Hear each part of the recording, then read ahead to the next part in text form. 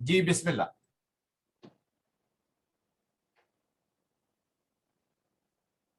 औज़ुबिल्लाहिमिनश्शैतानिर्रजीम बिस्मिल्लाहिर्रहमानिर्रहीम अल्हम्दुलिल्लाहि रब्बिल आलमीन खालिकिस समावाति वल अर्ज़ीन रब्बुना व रब्बुल मलाइकतिस सादिक़ीन सुम्मस्सलातु वस्सलामु अला रसूलिहिल मुसद्दद व महमूदिल अहमद सय्यदिना व मौलाना अबिल क़ासिम मुहम्मद अल्लाहुम्मा सल्लि अला मुहम्मदिन व आलि मुहम्मद सय्यिदुश शुहदा व सालिहीन व अला आलिहि तय्यबीन ताहिरीन अल मासूमीन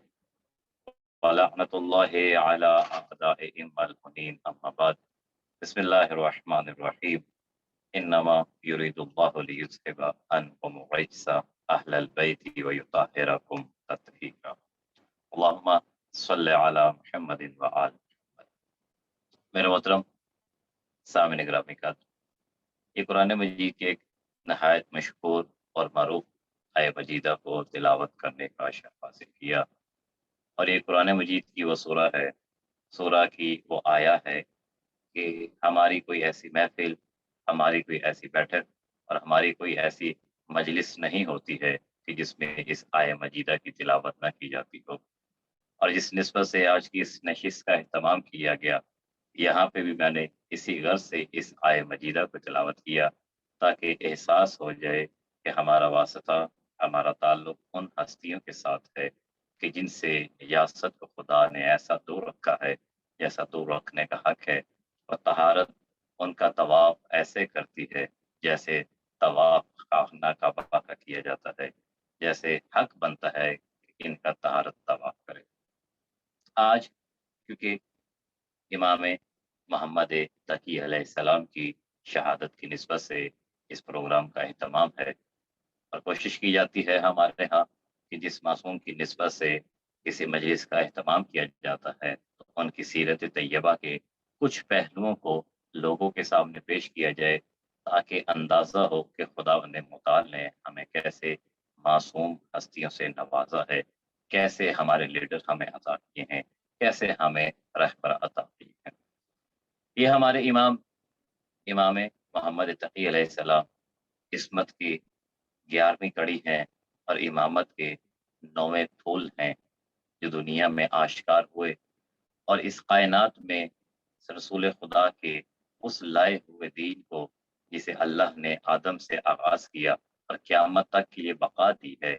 उसको इस तरह से बयान किया कि बहुत से लोग जो सोचते हैं कि इमामत का सिलसिला इख्तियारी सिलसिला है, जो ज़्यादा पड़ जाएगा, जो सन रसीदा हो जाएगा, या जिसकी जितनी ज़्यादा पॉपुलैरिटी होगी, वो इसको देखते हुए इमामत का ऐलान भी कर देगा और इस मनसब को संभाल भी सकता है। तो इमाम मोहम्मद तकी अलैहिस्सलाम वो इमाम हैं हमारे सिलसिला इमामत में कि जिन्हें सबसे कम उम्री में मनसब इमामत को संभालना पड़ा है और कम उम्री में ही आपको शहीद कर दिया जाता है। एक मुख्तसर सा जिंदगी का अरसा है मौला का। इस इमाम को जब हम दुनिया के सामने इस इमाम का तस्करा करते हैं तो कुछ चीजें ऐसी हैं कि जो हम दुनिया को बताना चाहते हैं कि दुनिया वालों, याद रखना हमारे इस इमाम ने 8 साल की उम्र में जब बगदाद के शहर में सफर किया है तो वहां पे पहुंच के दुनिया वालों को बताया है कि इमामत पढ़ने से नहीं मिलती है, इमामत सीखने से नहीं मिलती है, इमामत उससे ही मिलती है जिसे खुदा मुकर्रर करता है। 5 साल का सन था इमाम का जब इमाम के वालिद शहीद हो जाते हैं और उसके बाद इमाम के कंधे पर इमामत की जिम्मेदारियां आ जाती हैं। जैसे रसूल खुदा का फरमान था इमाम हसन और इमाम हुसैन अलैहिस्सलाम के बारे में कि ये दोनों इमाम हैं, बैठे हों तब भी इमाम हैं, खड़े हों तब भी इमाम है, तुम पर इनकी इताअत वाजिब है। अब सिलसिले इमामत में ये वो हमारे इमाम हैं कि जिन्हें 5 साल की जिंदगी में और उसके बाद आने वाले मसाइब और मुश्किलात में मनसब इमामत भी संभालना था, इस कायनात की रहबरी भी करनी थी और वक्त के मुखालिफिन को आले रसूल का वो सीरत का पहलू भी दिखाना था जो दुनिया हमेशा देखने के लिए तरसती थी, और दुश्मनान को ये भी बताना था कि जिसको रसूल खुदा ज़बान चूस के इल्म देते हैं उन्हें फिर दुनिया के असातीज के सामने घुटने टेकने की जरूरत नहीं होती है। वो फिर दुनिया के लोगों के सामने जाके इल्म सीखते नहीं, बल्कि दुनिया वालों को बताते हैं। अहले बैत के जितने भी अफराद रहे, किसी को भी इस दुनिया में उस तरह से दीन परवरदिगार की तरवीज करने का हक नहीं दिया गया, जितना ये अजीम दीन था और जितनी इस दीन की जरूरत थी। इमाम मोहम्मद तकी अलैहिस्सलाम 5 साल का सन है, बाबा की शहादत हो जाती है। बाबा की शहादत के बाद आपको मदीना से बगदाद बुलाया जाता है। अब आम तौर पे देखा जाए कि 8 साल का बच्चा हमारे इस माशरे में कोई खास हैसियत का हामिल नहीं होता है। उसकी वो जिंदगी का हिस्सा खेल कूद के लिए, चीजों को समझने के लिए, नए नए तजर्बात देखने के लिए होती है। लेकिन जिसे परवरदिगार इमामत के मनसब से नवाजता है, तो उसके सामने ये दुनिया के सन और दुनिया के साल कोई अहमियत नहीं रखते हैं, बल्कि वो जिंदगी के जिस हिस्से में होता है, उस हिस्से में भी दीन की मुकम्मल आशनाई भी रखता है, दीन को पहुंचाना भी जानता है, दीन को समझाना भी जानता है और दीन का दिफा करना भी जानता है। और ये आले रसूल के अलावा किसी के पास शर्फ हासिल नहीं है। लोगों ने जब अपने इमामों का इंतखाब किया, तो उन्होंने देखा कि ये फलां का शागिर्द था, लिहाजा इसने दीन बहुत ज्यादा सीख लिया है, अब ये दीन के अहकाम समझाने के काबिल हो गया है, हमसे ज्यादा तदब्बर और तफक्कुर रखता है दीनी मामलात में। तो लोगों ने इन क्वालिटीज को देखते हुए लोगों को अपना इमाम बनाना शुरू कर दिया। फलां को अपना इमाम बना लिया, क्यों? वो एक फिरके में बहुत ज्यादा मशहूर हैं, इस उन्वान में एक फिका में बहुत ज्यादा मशहूर हैं, या और दूसरे अनामीन थे। लेकिन एक जिंदगी का हिस्सा उन्हें सीखने में लगा और सीखने के बाद इस काबिल हुए कि किसी को सिखा सके। लेकिन आले मोहम्मद के अफराद में से, रसूल खुदा की नस्ल में से किसी ने भी अपना वक्त सीखने के लिए किसी के सामने नहीं गुजारा, और उसकी बेहतरीन मिसाल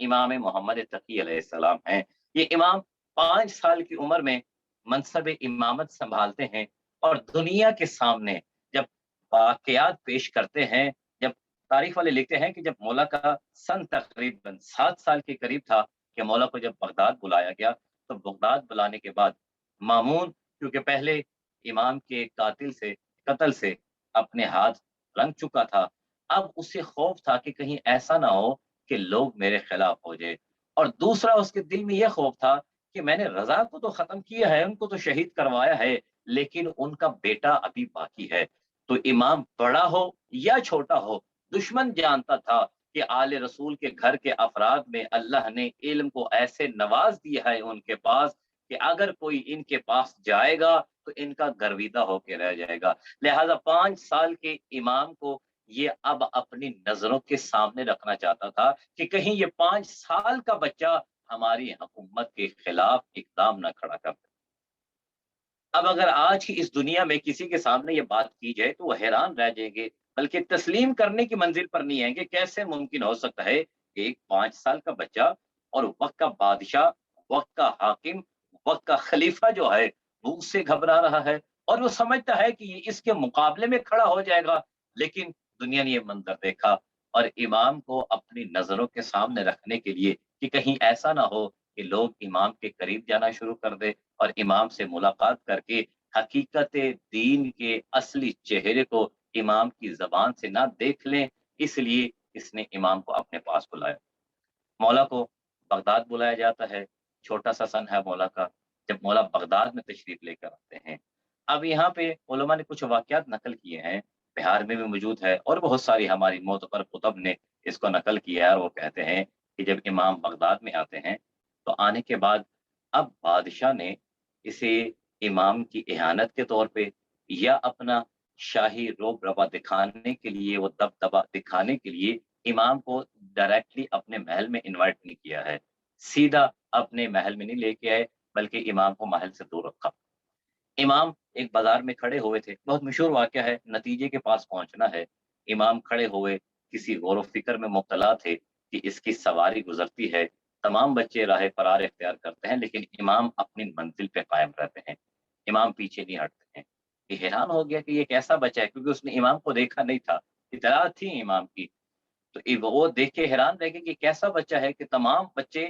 दूर भागे हैं, लेकिन ये अपनी जगह से हिला तक नहीं है। तो इसने कहा कि भाई क्या वजह है बच्चे, तुम मेरे से खौफजदा नहीं हुए हो और तुमने रास्ता भी नहीं छोड़ा है। इमाम ने इसे एक जवाब दिया और कहा कि मेरे यहाँ खड़े रहने से आपके रास्ते में तंगी नहीं हो रही थी, वो जगह कम नहीं पड़ रही थी कि मेरे हटने से ही रास्ता वसी होता और आप गुजर जाते। और दूसरा, मैंने कोई ऐसा काम अंजाम नहीं दिया है कि जो मेरे दिल में खौफ आए कि अगर मैं यहाँ से हट खड़ा रहा तो मुझे कोई सजा दी जाएगी, लिहाजा मैं इसलिए अपनी जगह पे कायम हूँ। ये हैरान हुआ कि एक छोटा सा बच्चा इस अंदाज में गुफ्तगू और इतने एतमाद से बात कर रहा है। बहरहाल ये चला जाता है। इसके बाद शिकारी परिंदा था, इसने शिकार के लिए छोड़ा। काफ़ी देर शिकारी परिंदे ने लगाई और उसके बाद जब वापिस आया, तो उसने देखा कि उसकी चोंच में एक मछली का बच्चा है। ये हैरान हो गया कि मछली भी जो है ये एक समंदरी जानवर है, दरिया में रहने वाला एक मखलूक है, लेकिन मेरा जो बाज़ है ये तो सहरा में और आसमान में शिकार करने वाला है। ताज्जुब में मुब्तला हुआ, दोबारा जब वापिस आता है और आके देखता है कि उसी अंदाज में बच्चे खेल रहे थे, लेकिन जैसे इसकी सवारी गुजरती है, क्योंकि इसकी सवारी आम नहीं थी, एक आदमी नहीं था जो ये सफर कर रहा था, बल्कि इसका लश्कर, इसके गार्ड, इसकी फौज, यानी एक पूरा जाहो जलाल का आलम था। ये वहां से जब वापिस आता है तो इमाम उसी अंदाज में खड़े रहते हैं और बच्चे सारे फिर फरार अख्तियार कर जाते हैं। ये मौला से मुखातिब होके कहता है, बच्चे आखिर वजह क्या है कि आप क्यों नहीं भागते हैं? इमाम ने वही जुमले रिपीट किए। अच्छा, जब इसने ये जुमले सुने तो उसके बाद फिर इसने मौला से पूछा कि आप कौन हैं? तब मौला ने इसे तारुफ करवाया। अब यहाँ पे इसके साथ वाले जितने लोग थे, वो भी देख रहे थे। लश्कर सारा रुका हुआ है, उस जगह पे सन्नाटे का आलम है। भई एक बादशाह किसी जगह पे रुक जाता है तो लोग बेताब हो जाते हैं, क्या ऐसा यहाँ पे हो गया है कि सारा लश्कर रोक दिया गया है। अब तारीख वाले ने जो मंज़र बयान किया वो कहते हैं कि अकेले इमाम के आगे सारी बादशाहत रुकी हुई थी। या यूँ कहूँ कि पूरी सल्तनत रुकी हुई थी मेरे इमाम के कलाम के ऊपर। अब ये मौला से कहते हैं, अच्छा आप लोगों का ये अकीदा है और आप लोगों का ये कहना है कि आपके पास तमाम चीज़ों का इल्म होता है, आपने जैसा अपना तारुफ करवाया है, तो फिर इतना बताइए कि मेरे हाथ के अंदर क्या है? अगर आप सब कुछ जानते हैं। अब मौला डायरेक्टली से बता सकते थे कि तेरे हाथ में एक मछली का बच्चा है, लेकिन मौला ने जैसा इसका ज़र्फ़ था, वैसे ही इसको जवाब दिया। मौला फरमाते हैं परवरदिगार ने इस ज़मीन के ऊपर हज़ारहाँ किस्म की मखलूक़ात को ख़ल्क़ किया है। कुछ मखलूक़ात ऐसी हैं जो ज़मीन पर रहती हैं, कुछ मखलूक़ात ऐसी हैं जो समंदर में रहती हैं। समंदर में रहने वाली मखलूक़ात में से जब बाज़ मखलूक़ात बच्चे देती हैं, तो उनके बच्चे जब दुनिया में आते हैं, तो साँस लेने के लिए सतह समंदर की जानिब बढ़ते हैं। अब जैसे वो सतह समंदर पे आते हैं, तो आसमान पर उड़ने वाले बादल ज़मीन पर बारिश बरसाने के लिए सतह समंदर का पानी अपने दोष पे सवार कर लेते हैं और उस समंदर के पानी में उन मछली के छोटे-छोटे बच्चे भी आसमान की जानिब चले जाते हैं और वक़्त के सलातीन अपने शिकारी परिंदे को शिकार के लिए छोड़ते हैं और उनका एक शिकारी परिंदा, एक मछली का बच्चा अपनी चोंच में लेके आता है और वक़्त का सलातीन हैरानी के आलम में उस मछली के बच्चे को अपने हाथ में बंद करके वक़्त की हुज्जत खुदा से सवाल कर रहा होता है कि हमारे हाथ में क्या है? जब इमाम ने इस तरह से मुफस्सल जवाब दिया, तो ये हैरान रह गया क्योंकि इससे पहले इत्तला तो थी इमाम के बारे में, लेकिन इल्मी काबिलियत अब इसने खुद देखी कि इस उम्र के हिस्से में भी ये बच्चा इस तरह से जवाब दे रहा है। तो लिहाज़ा इसने फिर एक प्लान किया। इसने कहा कि इसका तरीका बेहतर ये है कि मैं एक तो इमाम के ऊपर अपनी नज़र रख सकूँगा कि कौन-कौन इमाम के करीब आता है और इमाम को लोगों के दरमियान ज़्यादा रहने नहीं दूँगा। अगर इमाम ज़्यादा रहे, तो इमाम के चाहने वाले ज़्यादा हो जाएँगे, इमाम के से मोहब्बत करने वाले ज़्यादा हो जाएँगे और मेरे लिए मुश्किलात पैदा हो सकती हैं। इसने फिर ये प्लान किया कि मैं अपनी बेटी की शादी उम्मुल फ़ज़ल की इमाम से करता हूँ, ताकि इमाम को अपने दस्ते रास्त में रखूँ। इसने जाके अपने लोगों से इसके बारे में मशवरा किया कि मैं अपनी बेटी की शादी मोहम्मद तकी से करना चाहता हूँ। अब वहाँ पे लोगों ने कहा इसके 2 नुकसानात हो सकते हैं। एक तो ये है, अगर तुम अपनी बेटी की शादी कर देते हो तो जैसे वली अहद आपने मोहम्मद तकी के बाबा को बनाया था, दोबारा आपको मनसब उन्हें देना पड़ेगा। और लोग पहले जो हैं, आपने जो मनसब दिया था, जबकि वो फैसले नहीं करते थे, लेकिन उसके बावजूद लोगों के दिल में उस इमाम की मोहब्बत का इस कदर इज़ाफ़ा हुआ था कि आपको उन्हें शहीद करवाना पड़ा था। तो अब अगर आप इन्हें अपनी बेटी दे देंगे, तो ये फिर उसी मनसब पे बैठ के اسی مسند پہ بیٹھ کے وہ زیادہ اہمیت حاصل کر لیں گے۔ اور امام رضا کیونکہ ایک سن رسیدہ تھے، زندگی کا ایک حصہ گزارا ہوا تھا، تو لہٰذا ان کی شہادت جو ہے زیادہ معمہ نہیں بن سکی، لیکن یہ ابھی بچہ ہے، اس نے ابھی جوانی چڑھنا ہے، جس طرح سے اس کے دن گزرتے جائیں گے آپ کی سلطنت کے لیے مشکلات پیدا ہو سکتی ہیں۔ اور دوسرا، یہ جو بچہ ہے یہ شاہی خاندان کا نہیں ہے، اب جو بادشاہت بن چکی ہے، خلافت عنوان ہے لیکن حقیقت میں بادشاہت بن چکی ہے، اسے وہ ادب و آداب کا نہیں پتا ہے، اسے نہیں معلوم ہے کس طرح سے آنا ہے، اور بہت سارے امور ایسے ہیں۔ بہتر ہے کہ آپ کسی عباسی مرد سے ان کی شادی کروائیں تاکہ آپ کی سلطنت بھی محفوظ رہے اور آپ کا وقار بھی باقی رہ جائے۔ لیکن یہ کیونکہ ایک مولا کے علمی واقعے کو دیکھ چکا تھا، لہٰذا اس نے کہا کہ میں تو محمد تقی سے شادی کرواؤں گا۔ اگر آپ علمی قابلیت کی بات کرتے ہیں تو میری نظر میں ان سے زیادہ کوئی عالم مجھے نظر نہیں آتا ہے۔ انہوں نے کہا کیسے ممکن ہو سکتا ہے، ایک بچہ ہے اور آپ اپنی بادشاہت میں اسے شامل کرنا چاہتے ہیں۔ اس وقت جو ذہن میں مامون کے پلان تھا وہ عیاں کرنا نہیں چاہتا تھا، لیکن ایک جانب وہ جان چکا تھا کہ جو میں دعویٰ کر رہا ہوں اس میں سچ ثابت ہوگا۔ اس نے کہا اگر تم سمجھتے ہو کہ اس بچے میں علمی قابلیت کی کمی ہے تو جو تمہاری نظر میں عالم ہے اسے بلاؤ اور یہاں پہ ایک مناظرہ کرتے ہیں۔ اب ایک طرف امام ہے جو کہ ابھی زیادہ زندگی کا حصہ نہیں گزارا، اب یہ جو واقعہ نقل کیا جاتا ہے اس میں امام کی عمر 7 سال تک بیان کی جاتی ہے۔ ایک طرف 7 سال کا بچہ ہے، ایک طرف مامون کا دعویٰ ہے کہ جو بھی عالم ہے تمہاری نظر میں بڑا ہے اسے بلا دو۔ اب جب یہ اعلان ہوا تو اب صاحبان تاریخ لکھتے ہیں کہ یحییٰ بن اقسم جو کہ اس وقت درباری قاضی بھی تھا اور لوگوں کے درمیان ایک مرجع کی حیثیت رکھتا تھا، مجتہد کی حیثیت رکھتا تھا،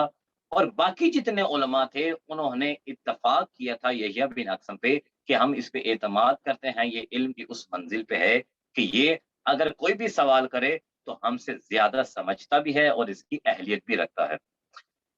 یحییٰ بن اقسم کو جب بتایا گیا کہ آل رسول کے خاندان کا ایک بچہ ہے، اس سے آپ نے کچھ سوالات کرنے ہیں، اس کی علمی قابلیت کو آپ نے لوگوں کے سامنے ناکامی میں تبدیل کرنا ہے۔ یہ اپنی جانب سے مغرور میں تھا کہ میں ایک تو پہلے درباری قاضی ہوں، میری حیثیت میں مزید اضافہ ہو جائے گا کہ میں نے رسول خدا کے خاندان کے بچے پر اپنی علمی ڈھاک بٹھائی ہے۔ یہ مغرور میں تھا، ادھر سے مامون اپنے پلان کے مطابق عمل کر رہا تھا، اور یہاں پہ ایک موقع مل رہا تھا امام محمد تقی علیہ السلام کو یہ بتانے کا کہ اللہ جسے امامت عطا کرتا ہے اسے سارے کائنات کا علم عطا کر دیتا ہے، زندگی کا اس سے کوئی واسطہ نہیں ہوتا ہے۔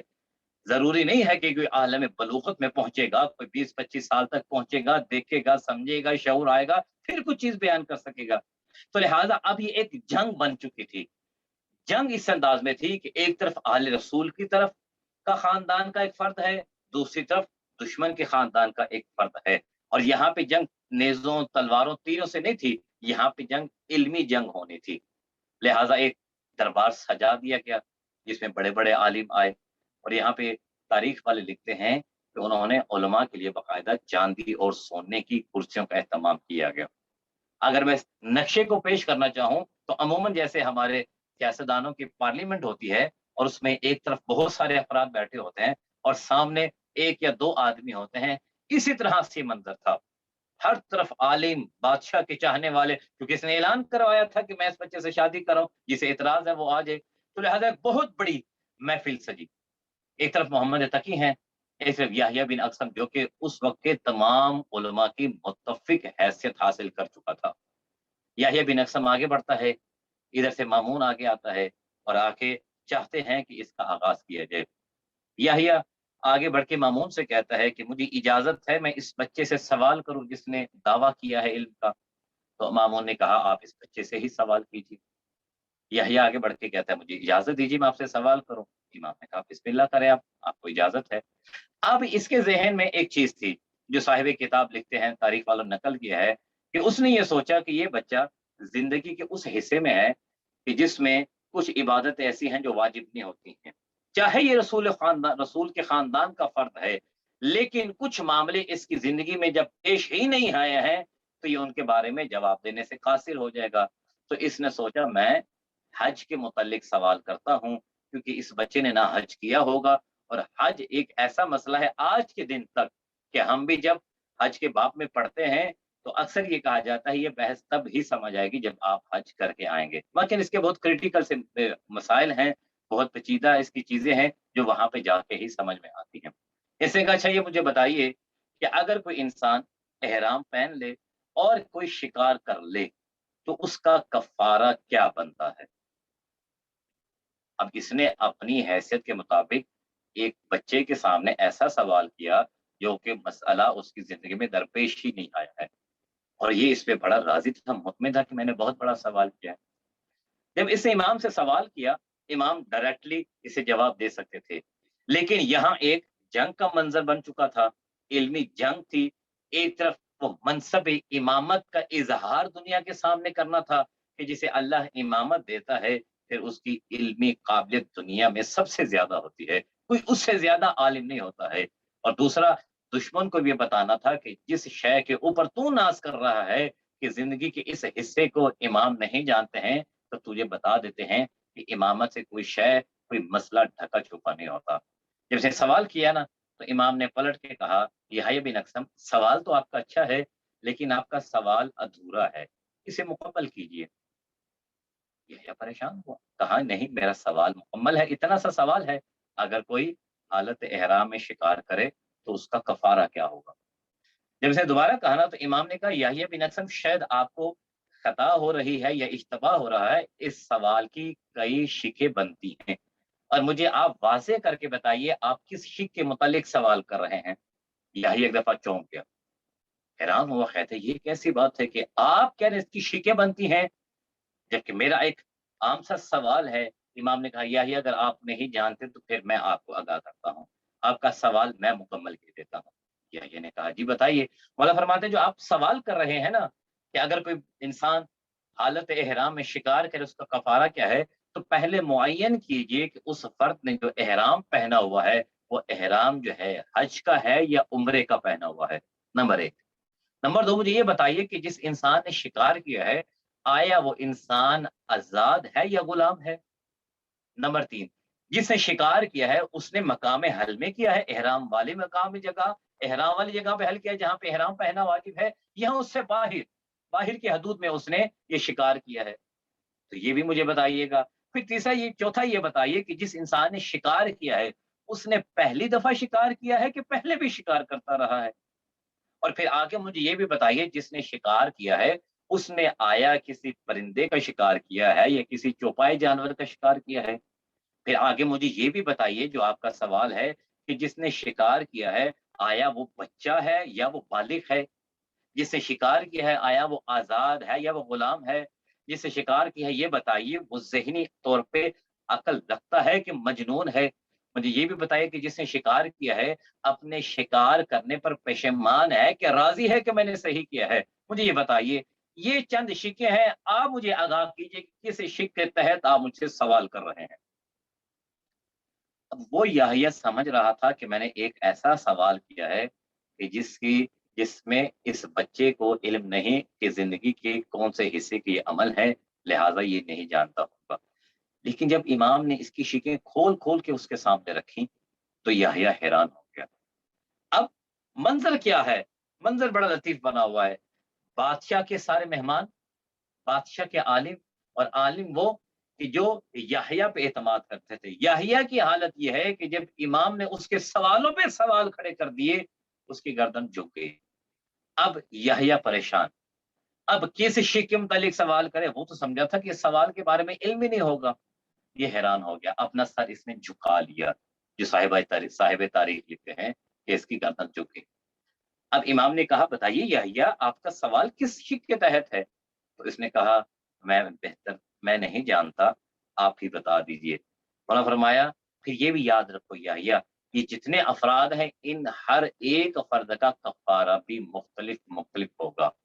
अगर मकाम हल में शिकार है तो उसका कफारा मुख्तलिफ है, अगर चौपाए का शिकार है उसका कफारा मुख्तलिफ है, अगर परिंदे का शिकार है उसका कफारा मुख्तलिफ है, अगर गुलाम है तो उसका कफारा और है, अगर आज़ाद है उसका कफारा और है, बच्चा है उसका कफारा और है, बालिग है उसका कफारा और है। ये सारी चीज़ें तारीख में बयान की हुई हैं। अला मुख्तसर, ये जब सारी बातें कह दी تو اب جو لوگوں کی نظر میں سب سے بڑا عالم تھا اس کا سر جھکا ہوا ہے۔ تو ہم تاریخ والوں کو اس واقعے کے ذریعے یہ بتانا چاہتے ہیں کہ جو کہتے ہیں کہ امامت لوگوں کا اختیاری امر ہے، لوگ جس پہ اتفاق کر لے اسے امام بنایا جا سکتا ہے، اسے منصب خلافت دیا جا سکتا ہے، تو پھر یہاں پہ اس دنیا کا سب سے بڑا عالم امام کی نظروں کے سامنے نظریں نہیں ملا پا رہا تھا، نظریں جھکی ہوئی تھی، لوگوں نے اسے اپنا امام بنایا ہوا تھا، لیکن ہمارے اس 7 سال کے امام نے بتا دیا کہ جو علم پڑھ کے امام بنتے ہیں وہ اور ہوتے ہیں، جنہیں اللہ علم لدنی عطا کرتا ہے وہ امام اور ہوتے ہیں۔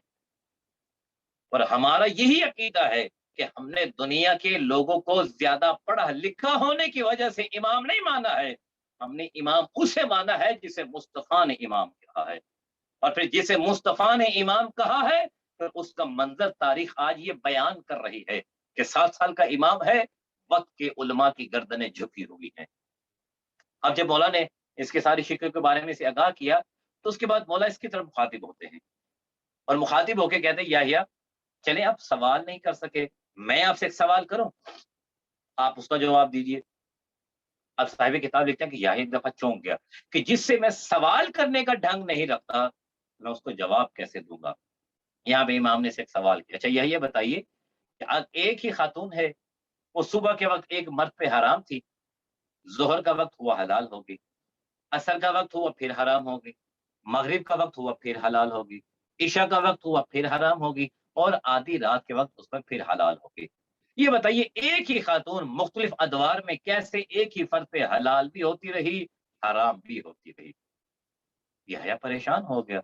اس نے کہا جب میں سوال نہیں کر سکا تھا وہ اب میں اس کا جواب کیسے دوں گا، یہ پریشان، اور سوال بھی ایک ایسا تھا۔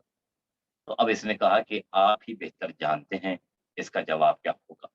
تو یہاں پہ یقیناً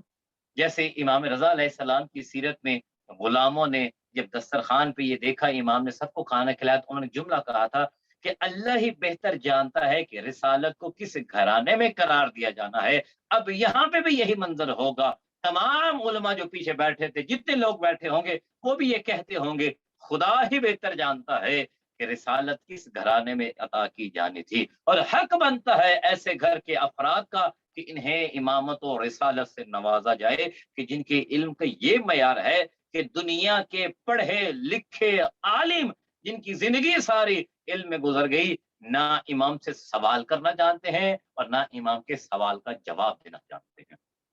اب یہاں پہ جب امام نے اس سے سوال کیا تو اس نے کہا آپ ہی اس کا جواب دیجئے، تو امام نے پھر اس کی جو جواب دیا، مولا فرماتے ہیں کہ وہ صبح کے وقت کسی کی کنیز تھی، اس کا اسے دیکھنا اس پہ حرام تھا، جب دوپہر کا وقت ہوا اس نے اسے آزاد کر دیا، اس نے اسے خرید لیا، یہ اس پہ حلال ہو گئی، جب عصر کا وقت ہوا اس نے صیغہ زہار جاری کیا کہ تیری پشت میری ماں کی پشت جیسی ہے، یہ اس پہ حرام ہو گئی، پھر مولا فرماتے ہیں مغرب کا وقت ہوا اس نے اسے کفارہ دے دیا، یہ اس کے لیے حلال ہوگی، عشاء کا وقت ہوا اس نے اس کو طلاق دے دی، یہ اس پہ حرام ہو گئی، اور آتی وقت رات کے وقت اس نے طلاق رجی دی تھی، رجوع کر لیا اور یہی خاتون اس پہ حلال ہو گئی۔ تو لہٰذا یہ مولا نے وہاں پہ مناظرہ جب کیا، یہ فقط ایک مناظرہ نہیں ہے، بہت سارے مناظرے ہیں، لیکن کیونکہ یہ اہل سنت کی کتب موجود ہے اور بہت سارے مکاتب فکر اس کو پڑھتے بھی ہیں اور اس کو جانتے بھی ہیں، تو لہٰذا اس لیے میں نے ذکر کیا کہ یہ پیغام جہاں تک پہنچے، کیونکہ اس امام کی زندگی کا جو حصہ ہے، ویسے تو ہمارا ہر امام ہماری ایک قابل فخر ہے، ہم اپنے جس امام کا جہاں چاہیں ذکر کریں ہماری عزت میں اضافہ ہوتا ہے، لیکن یہ ایک ہمارا امام ہے کہ جس نے زندگی کے اس حصے میں امامت کو لوگوں کے سامنے ایسے پیش کیا ہے کہ جس زندگی کے حصے میں لوگ ابتدا کرتے ہیں علم کے سیکھنے کی، اور امام نے انتہا کا علم لوگوں کے سامنے پیش کیا ہے۔ تو امام محمد تقی علیہ السلام اس طرح سے آپ نے منصب رسالت کے گھرانے کا فرد ہونے کا حق ادا کیا اور لوگوں کے سامنے بتایا کہ جسے اللہ امامت عطا کرتا ہے اس کی گفتگو کیسے ہوتی ہے، اس کا علم کس معیار کا ہوتا ہے، اور امام کا خصوصی لقب جو تقی ہے، تقوی، ہمارے ہر امام کے ساتھ تقوی رہا ہے، کوئی ایسا امام نہیں جو متقی نہ ہو، یہی تو ہمیں فخر ہے۔ اور جس آیہ مجیدہ کو میں نے تلاوت کیا کہ نجاست ان کے قریب نہیں آئی ہے، بتوں کو جھکنا بھی نجاست ہے، برائی بھی نجاست ہے، جھوٹ بھی نجاست ہے۔ ہماری اماموں کے قریب نہیں آئی ہے، 5 سال کی سن میں امامت سنبھالی ہے، 7 سال کی عمر میں امامت کا اظہار کر کے دنیا کو بتا دیا ہے، اور زندگی میں تقی جیسا لقب امام نے اس زندگی کے حصے میں حاصل کر لیا ہے۔ تقوی علیحدہ نہیں ہے، اس زندگی کے حصے میں بچے نماز پڑھنا سیکھتے ہیں، ہمارا امام لوگوں کو دین سمجھا رہا ہے۔ تو پھر کیوں نہ ایسے امام کو اختیار کیا جائے کہ جس کی ابتدا ہی دین محمد مصطفیٰ کو سمجھانے میں لگی، اور اس انداز میں لوگوں کو دین سمجھایا کہ بڑے بڑے عالم آپ کے سامنے سر رکھوں ہیں، آپ کے علم کے آگے اپنے گھٹنوں کو ٹیک رہے ہیں۔ لیکن جب اس کے بعد مولا کی شادی کر دی گئی ام الفضل کے ساتھ، اور یہ شادی کا مقصد یہی تھا کہ امام پہ نظر رکھی جائے۔ امام کی سیرت کے بہت سارے واقعات ہیں، لیکن اس نشست میں سب کا ذکر نہیں کیا جا سکتا۔ بس اختتام کی جانب بڑھوں گا کہ جب امام کی شادی ہوگی ام الفضل کے ساتھ، اصل مقصد شادی کا امام پر نظر رکھنا تھی، اور امام سے ملنے والے لوگ اور امام کی دین کے لیے جو خدمت تھی وہ لوگوں میں عام نہ ہو پائے، تو اس لیے شادی کی گئی۔ اور روز بروز جو مولا کی بیوی تھی وہ مولا کی طرف سے شکایتیں لکھا کرتی تھی مولا کے لیے کہ میرے ساتھ انصاف نہیں کیا جا رہا، دوسری شادی کی بات کی جا رہی ہے، کیونکہ اللہ ایسے ظرف میں اگلے امام کو نہیں رکھ سکتا جس میں دشمن اہل بیت کی روش ہو۔ شادی تو امام سے ہوئی لیکن دشمن اہل بیت رہی، امام کی بیوی بن کے بھی امام سے کوئی فیض حاصل نہیں کر سکی ہے، دشمنہ ہی رہی، اور اس کے ذریعے امام کو زہر دیا جاتا ہے۔ اور جب امام کو اس نے زہر دیا، اور یہاں پہ روایات کہتی ہیں کہ جب امام کو زہر دیا گیا تو امام کو ایک کمرے میں اس نے بند رکھا ہوا تھا، اور امام تڑپ رہے تھے، کہ جب کسی کو زہر دی جاتی ہے تو اس کی 3 حالتیں ضرور ہوتی ہیں۔ ایک کہ جسے زہر دی جاتی ہے اسے ایک تو تڑپنے کے لیے کھلی جگہ چاہیے ہوتی ہے، کیوں زہر جسم میں گرمی پیدا کرتی ہے، حدت پیدا کرتی ہے، اور دوسرا جسے زہر دی جاتی ہے اسے پیاس بہت زیادہ لگتی ہے۔ میرا امام زہر کے عالم میں ہے، پیاسا ہے، لیکن پانی نہیں دیا جا رہا۔ بعض علماء سے میں نے جملے سنے، خود نہ پڑھ سکا، لیکن علماء بیان کرتے ہیں کہ جب امام کو زہر دیا گیا، امام زمین پہ تڑپ رہے تھے، اور رخ مولا کا کربلا کی جانب تھا، اور مٹی پہ لیٹے ہوئے تھے۔ یہ تمام معصومین کی سیرت میں ملتا ہے کہ جب آخری وقت آیا ہے تو کہا کہ ہمیں زمین پہ لٹا کے ہمارا رخ کربلا کی طرف کر دیا جائے۔ اب مولا پیاس کے عالم میں یہی کہوں گا، کہتے ہوں گے دادا حسین اگر آپ کو پیاس کی عالم میں شہید کیا گیا، آج ہمیں بھی پیاس لگی ہوئی ہے لیکن پانی نہیں دیا جا رہا، ہم بھی آپ کی پیاس کی وراثت میں آگے جا رہے ہیں۔ اور ایک جملہ یہاں پہ جو نقل کیا گیا ہے وہ کہتے ہیں کہ جب مولا شہید ہو رہے تھے، یہ ملونہ اپنی کنیزوں کے ساتھ تالیاں بجا رہی تھی، آوازیں بلند کر رہی تھی، کیوں؟ کیونکہ امامت کی کرب کی آوازیں لوگوں کے کانوں میں نہ پہنچ جائیں، اور کسی کو علم نہ ہو جائے کہ محمد تقی شہید ہو رہے ہیں، زہر کی وجہ سے انہیں تکلیف ہو رہی ہے۔ عجیب مقدر ہے محمد تقی کا، کربلا میں حسین شہید ہو رہے تھے، وہاں دشمن باجے بجا رہے تھے، یہاں پہ محمد تقی شہید ہو رہے ہیں اور دشمن یہاں پہ تالیاں بجا رہے ہیں۔ یہاں پہ امام کو زہر دے کے شہید کیا جاتا ہے، اور مولا دنیا سے چلے جاتے ہیں، اور بطول کے گھر کا ایک اور چراغ بجھا دیا جاتا ہے۔ سب سے کم عمر میں آپ کو منصب امامت ملا، اور سب سے کم عمر میں آپ کو شہادت ملی ہے۔ آپ کی شہادت دنیا کے لیے پیغام ہے کہ حق کی خاطر اگر تمہیں کوئی جلدی بھی قتل کر دے لیکن کبھی حق سے انحراف نہیں کرنا ہے۔ انا للہ و انا الیہ راجعون، لعنت اللہ علی محمد۔ اللہم صلی علی محمد و آل